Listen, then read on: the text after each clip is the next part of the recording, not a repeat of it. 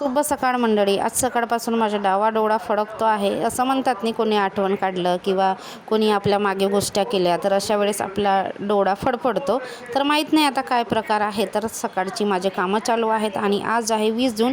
20 जूनला असतो माझा वाढदिवस. तर मला सगळ्यांनी हॅपी बड्डे म्हणा. तर मी स्वतःलाच हॅपी बड्डे टू मी म्हणते.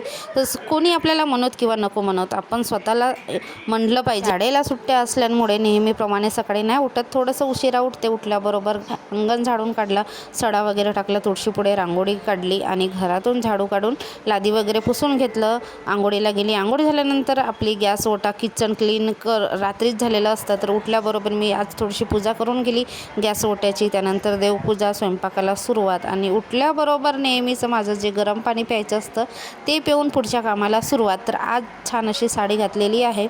नेहमी ड्रेस गाऊन हे तेच आपण घालतो आणि साड्या तशाच पडून राहतात. तर ही जी घातलेली साडी आहे ना, रुद्रांश जन्मायला होता तेव्हाच मी ऑर्डर केली होती. म्हणजे प्रेग्नन्सीच्या काळामध्ये मी ऑर्डर केली होती आणि तेव्हाच ब्लाऊज शिवून घेतला होता. तेव्हाचा मी आज घालते आहे.